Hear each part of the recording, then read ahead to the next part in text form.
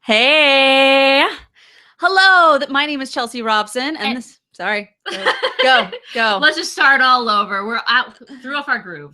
Both threw of us. off our groove. Mason threw off our groove. Seriously. My name is Chelsea Robson. And I'm Morgan Stradling. And you're listening to the Animation Addicts podcast with the Rotoscopers. We are so excited we are together. Yes. Today is a non-Mason day just because he kind of bailed. But no, he didn't. He had things that he had to do, which we understand. And it happens. We all have things that we have to do sometimes. But we are Mason-less, which has not happened in a long time. So if you are new to the Animation Addicts podcast and you're like, who is this Mason guy they keep talking about? Mason is the star of our show. Basically. We love Mason. I was talking to Chelsea earlier today. I was like, man, we really got to step up our game because we aren't going to have Mason here. But it's true. Mason is amazing, and we're really sad that he's not able to be here. However, the show must go on. It must. We are Chelsea and Morgan, or Morgan and Chelsea. Maybe we switch bodies. And we're here joining you for the Animation Addicts podcast, where we are talking about a movie called The Boxtrolls. Now, The Boxtrolls is an amazing film, and this was actually selected by one of our patrons on Patreon. So for those of you, again, who are new to the show, our show basically covers all things animation, past and present, and we review animated films, at least at this point in time. When eventually we review every single animated film that has ever been released, then we'll move into other things. But we do dabble in other things from time to time. But one of the perks of being a patron is that they get to select what movies we review. And I was really excited when they selected The Boxtrolls, because The Boxtrolls had a lot of hype leading up to it. Mm-hmm. And I was very impressed when I saw it multiple times. And again, watching it this time. They got the whole world in their hands. They got the whole world in their hands. That was the first thing that I remember about this movie, was that first commercial, that first trailer that they pulled out, where basically it was just showing everybody the innards of the movie. Like, they showed them how they made it. They had all of the props. They didn't show anything about the story, nothing about the story. It was all about, this is what we do. This is Laika. Everything is real. You can touch it. And we make movies with our hands. And I loved that part about this movie. Yeah, see, the first trailer that I remember seeing was the one where it says, some families have a mom and a dad. Other families just have one mom and no dads. So other families have this and that, and they show all these different variations of families and what they could be. And some have a fat aunt who loves to eat cheese, who's smelly, and some families, don't have any parents at all, and they have boxes. And so I remember that being one of the first teaser trailers that they released. And this film leading up to it had a lot of hype, because first off, we're talking about a Laika film, and Laika is an incredible studio. They focus specifically on stop motion animated films, which is not necessarily a lost art form, but it's not as prominent as even CGI or 2D. It's kind of the lesser cousin or sister of those. And so Laika really has made a name for itself in being that studio to really push the boundaries of not only stop motion, but of animation in general. I think the types of stories that they tell are very interesting, and they're not the status quo, and they're not what you would define as animation. If you were to randomly pull 100 animated films together, you're not going to find a lot of elements that are similar that you would find in Laika films, I guess. So yeah, that's true. My favorite thing in preparation for this podcast is I went in and I was really interested in the CEO of Laika, and his name is Travis Knight. And I was going through and because the reason why, first off, it's a brand new company, less than 15 years old. So it's very, very new. And this is only their fourth movie, or they're making their fourth. Was this their fourth? It was Coraline. Well, they did Coraline, then Paranorman, then Boxtrolls, and then now they're on their fourth, which is Kobe and the Two Strings. Okay. So it's very new. And yet you look around and there's so much of a following that they have. And everybody that is a follower, they're very much, I'm a Laika fan. I love Laika. Laika's great. And that's how it is. And that is something that so many studios can't ever get to. They'll never have that, because And I was like, why? Why is that? And all of the director's commentaries and, you know, all of the different things that I watched, they always looked back to Travis Knight. Well, Travis Knight wants. Well, Travis really wants. Well, what he, and so that was probably the biggest thing is you look him up. And so he's the producer, the CEO, and the lead animator on all of the films. So that's, Yeah, he has a lot on his plate. a lot on his plate. But I think of all of those talents that he has, his biggest talent is casting the vision of where he wants his company to go. And I think that was something that I found just so incredible, just watching everything about, you know, and then I watched some of his interviews, and just like his demeanor is very focused. It's very much, this is what I want, and not in a overbearing way at all. It's just more of very blinders on. This is what I want. This is my vision. This is what I see. And I think that is one of the main reasons that so many people, not only in the company, are drawn to the company itself, but to the movies themselves. Like the content shows that. Yeah. When you have a CEO that really is kind of the name face of your brand, it helps to personify the studio. You know, you have Walt Disney, where it was his vision. Even John Lasseter with Pixar very much is this hero to Pixar fans because he is this beacon of light and this guiding light for people. And Travis Knight is in good company in being able to do that. And it's no wonder that, you know, Laika has such a great following. So yes, very, very exciting there. One thing that I learned about it, though, and I was thinking, because not all, those are some qualities that can be learned for sure, but some people, they come a little bit more natural than others. And I was looking more into him. It was actually found out that his dad was Phil Knight, who is the CEO and founder of Nike, like the tennis shoe. And so he obviously grew up with that type of a CEO example in front of him, but didn't want to go make shoes for a living. And so he talked about how when he grew up, he just wanted to go and play with these things and make these movies, but he wanted to be an animator, but he couldn't really draw. So this is what he would do. And so what happened was Phil decided that he would help him. And so Phil is actually the owner of Laika and was the original fronter of all the money, which I thought was fantastic because it really could be an artist-run company. They didn't have to go to hedge funds. They didn't have to go to executives. They didn't have to, you know, kind of talk to anybody else to do what they really wanted to do. And luckily, all of their movies have paid off. So that's, I mean, if it hadn't been from that beginning one with Coraline hadn't paid off so big, and it really was their biggest one, then I don't think it would have been studio jiggling, as we like to call them. Studio jiggling. I don't think it would have stayed around. Yeah. So very cool. Yeah, and another reason why they are headquartered in Oregon, because that's where Nike's headquarters is. So fun facts about Laika. Now, going on to the movie. So the movie, The Boxtrolls, was released. I mean, it just feels like yesterday. I feel like we just recently were talking about this film, but time flies and it does not wait for anyone. And so it was released September 26, 2014. Two directors. There was Graham Annable and Anthony Stacchi.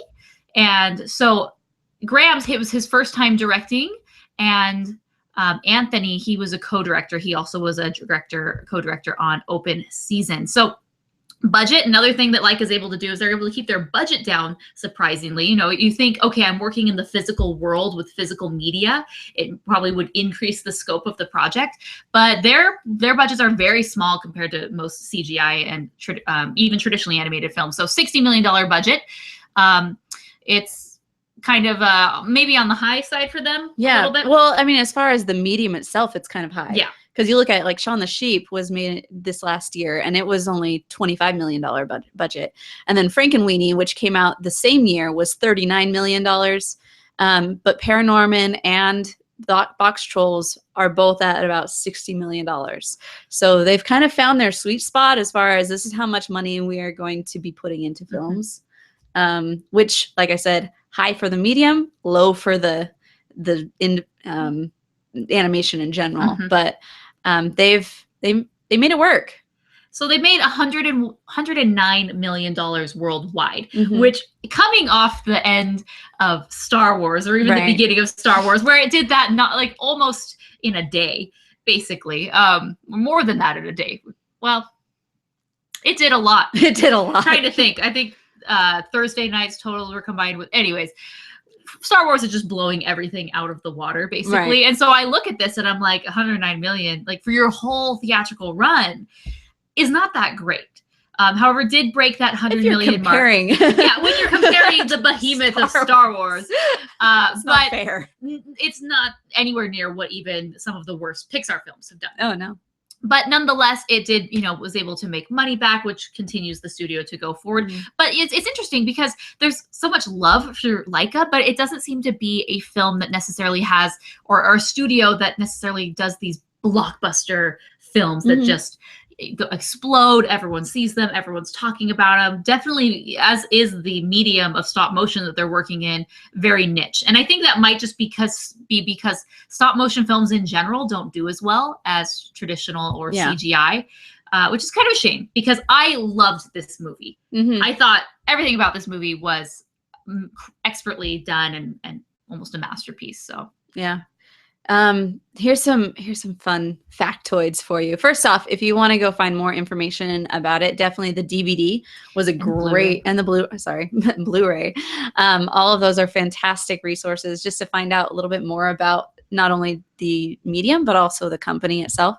yeah. And then also you can find online, there's a making of the Boxtrolls at Google. The directors came and they were like, hey, we're going to teach these 5 people that showed up for my discussion. I was like so mad when I watched it. I was like, there are like 50 open seats in there. Why aren't I there? Mm-hmm. Yeah, I'm gonna include a link to, let's see, we did a video review of the Blu-ray, a written review, and then we have a video review of the film and a written review of the film, in addition to a written review and a video review of the art book, which I, as preparing for this, used all of those resources. I went back to my reviews. I went back and watched some of the bonus features and watched the film, which was on Netflix, which made it very, very easy. Yeah. Almost everyone has Netflix nowadays, at least in the States. And the art book especially, I would very, very highly recommend, because I feel it went even into some areas and avenues that we didn't even explore in the bonus features of the actual, DVD home media release. So all of these together, I think, are a must-have, especially for the director's commentary, where, I mean, if you love this film, you love this medium, you love this studio, all of those you have to buy. So yeah. I'll include links so you can support the show in doing so. I'll not only include links to read those reviews, but to actually purchase if you're interested. So soundtrack was good too. Oh yeah. We actually have the soundtrack. So we didn't actually talk about this, but Chelsea and I are in the same physical space. Yeah, hey guys. We mentioned that if you're watching the video, obviously you know this, but we mentioned that Mason was gone, and that kind of was the big thing. But another big thing is that Chelsea and I are recording this podcast together, and already I love it so much more than our normal means of doing this, just because I feel like our interaction is just so much more immediate. And, right. But the reason I mentioned that is because one of our patron rewards is we have this thing called the Animation Treasure Chest, where we get sent a lot of stuff to review, and some things we don't get to, we don't request them, and I have no interest in reviewing certain things, so they kind of sit on my bookshelf, which is a bit empty right now. But part of the Animation Treasure Chest was the Boxtrolls CD, so that is something in there that someone could pick if they are selected as a winner. Anyways, a fun little factoid. If you'd become a patron, and you'll be able to be entered into that contest. But the music was so good in this film, because when I was rewatching this film, I felt that the score was it just took me back to my initial viewings of this film, and it really did do a great job to create the mood. Now, Chelsea had something very interesting that she wanted to do, but due to time constraints, we could not do, but it was her homage to. Yes. Well, okay. So you guys, if you remember watching it, so one thing that I thought was super great, one thing that I thought was super great was, I mean, they were so aware not only of the story, but also of the soundtrack as well, that they implemented different parts of the soundtrack, very unique parts of the soundtrack, into the film itself. For example, if you're watching, and as there's one montage where, where Eggs is growing up, and it has fish right next to him, and he's playing a melodic saw. The best kind. The best kind. Everyone should own a melodic saw.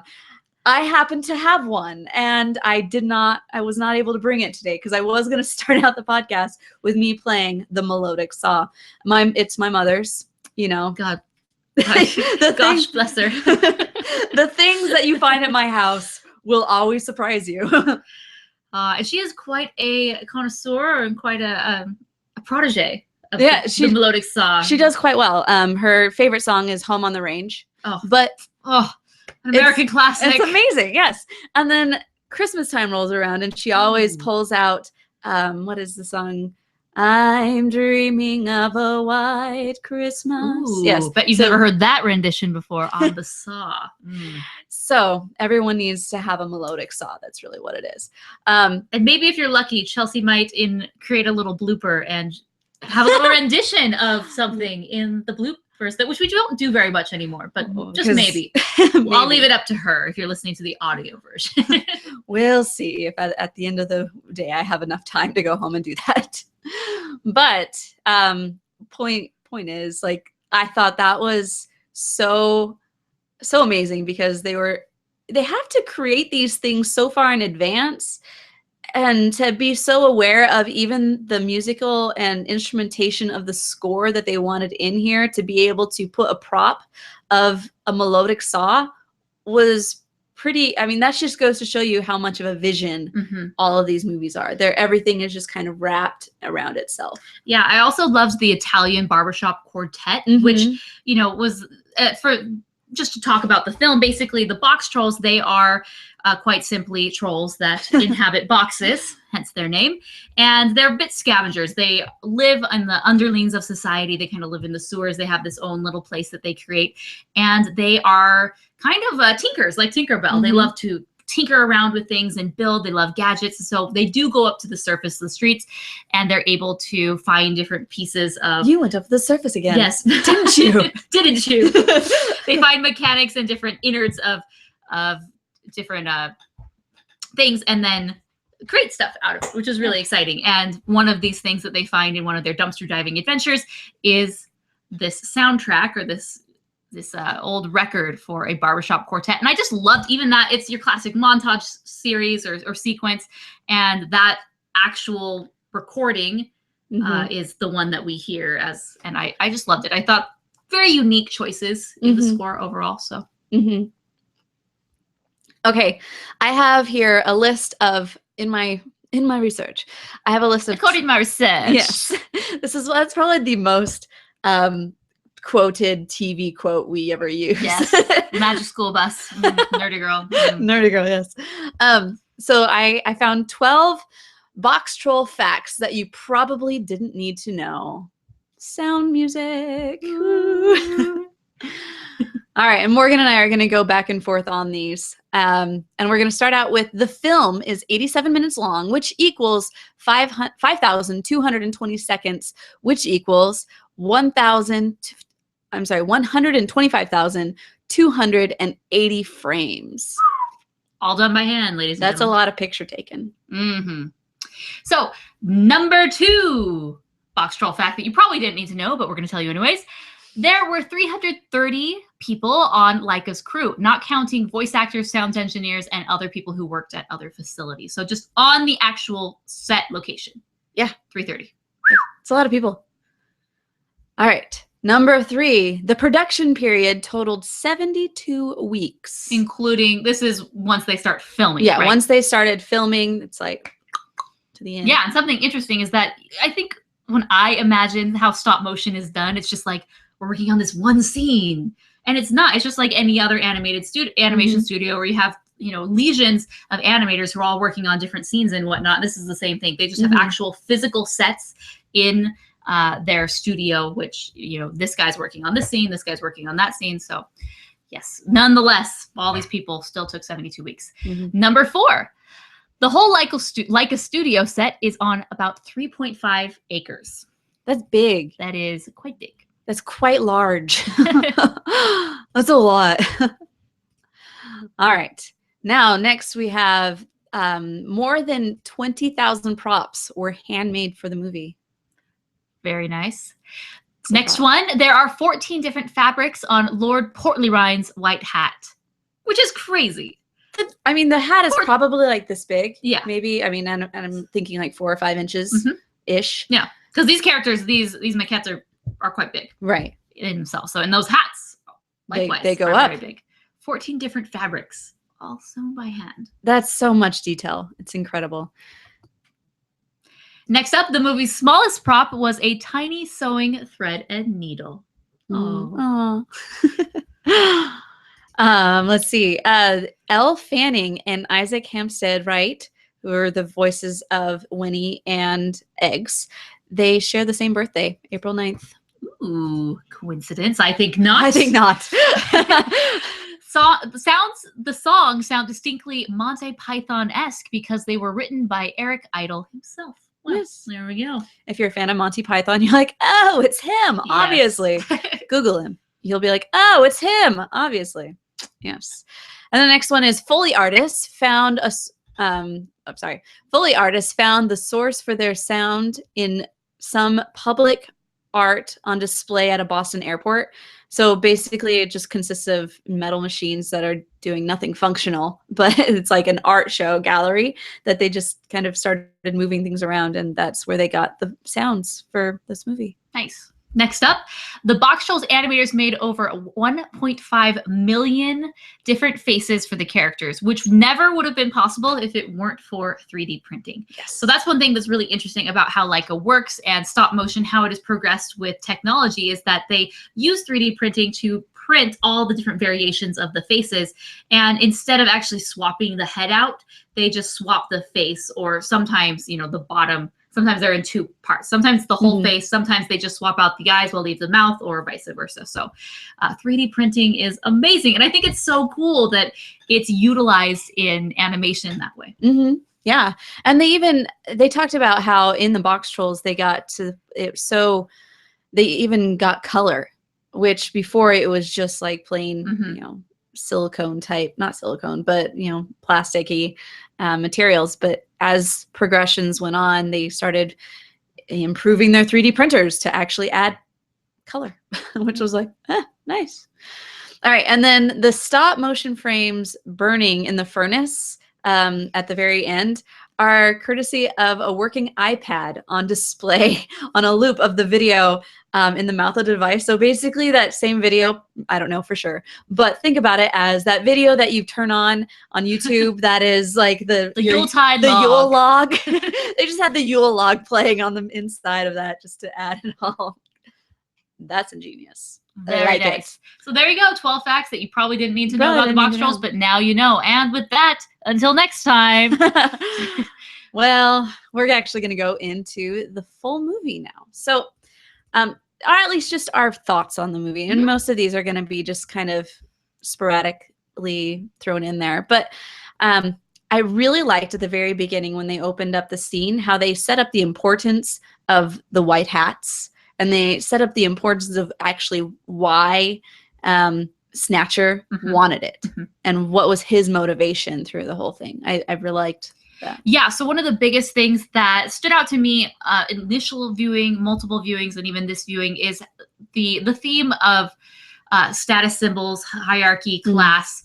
And very clearly, I think this film does a great job of making that very visceral. So not only are the themes very able to be understood, you know, when they're talking about it, or, you know, through the dialogue and the plot, but through the visuals of the actual movie. So one of the things the art book talks about, the art book is not presented in a way where, okay, we're going to talk about characters, then we're going to talk about landscapes, then we're going to talk about this, then we're going to talk about special effects. That's how a lot of art books are laid out. This one was laid out in the different way of the different class system of Cheesebridge. Because you see in the city, it's very, you know, it's a pyramid and you have to climb to the top, and the white hats are at the top. Next up are kind of the more common people, and that's where Snatcher and his gang are. And their aspiration is to climb up to where the white hats are. And then even, you know, so then there's the city and the people and general denizens of Cheesebridge. And then even below that are the Boxtrolls, which are not accepted by society. They are seen as monsters and thieves and kidnappers, basically. And so that's how the art book is set up. And I thought that was just a very clever, That is ingenious way to talk about it, because you're able to hit all the main points through that. But I think that is one of the main overall structure of this film, is this: what is class? What defines you? Who are you? The symbols that define us in society. And white hat from the very beginning is something that they did a great job saying, this is something that I aspire to. And it's this white hat. I have a red hat, but that's not good enough. I mean, a hat is a hat in reality, but it's what the hat represents. Yeah. And especially to Snatcher, which he went on this adventure, not on this adventure, I mean, maybe from his side. I love one of the very first lines, like, oh, isn't this the duality of good and evil? Like, those two henchmen. I love those henchmen. Were so great. And they could see kind of, they did not want to be bad guys, but in their minds, they were doing good because they're ridding this town of the Boxtrolls. But Snatcher's, his motivations throughout are to climb the ranks and to become a white hat. And I love that, because his motivations were not very one-sided of, I want to take over the world. I want the most money in the world. World domination. It was, he wanted to be accepted by society, and that high society, which, you know, he'd probably been wanting to be a part of since he was young. Even going into how the white hats themselves, one of the things that they do, this is a town called Cheesebridge. Everything is cheese related. You know, that joke about milk turning into curd's whey. Oh, I love that part. And it goes boom, and then right away it pans over to the guy who like dropped his drum and cymbal, and I was like, that is clever. And even for the white hats, one of the things, the symbols of that class, is that they eat cheese, and very fine cheese. And I just thought it was very interesting. I'm like totally jumping ahead here, that Snatcher, he had this aspiration for something that he's probably wanted for so long, yet it wasn't good for him.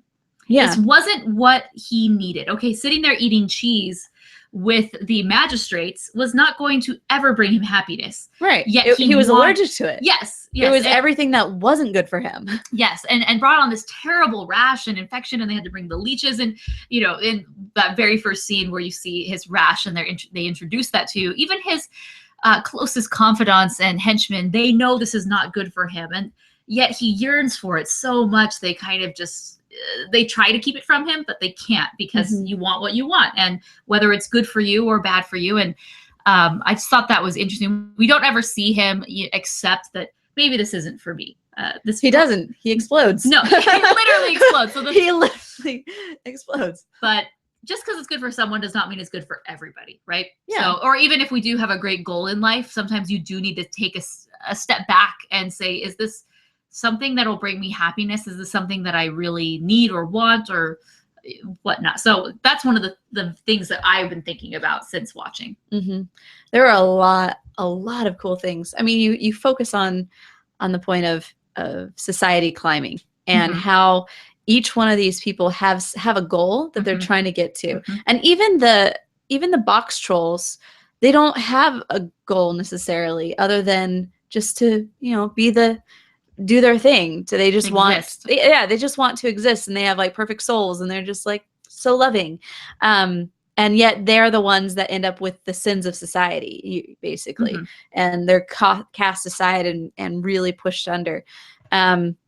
And I liked how the whole story, basically, Eggs is a boy that was stolen and was basically raised by these Boxtrolls since he was a baby. And now he's 10 years old, and he's been a Boxtroll. And over the last 10 years, Snatcher has been trying to capture all of these Boxtrolls, because, you know, I'm all spoilers here. But I loved how they brought all of these stories together. How he concocted the story of that, you know, the boy was stolen and they ended up eating the dad. So when really he captured the dad, put him in a hole and hung him upside down for 10 years. Torture chamber. Great. And then basically made a plan that, okay, well, I've put all of my sins on these creatures. I'm going to continue this farce and get exactly what I want out of it by basically telling the head of town, cheese Lord bridge. Portly Rind. Lord Portly Rind.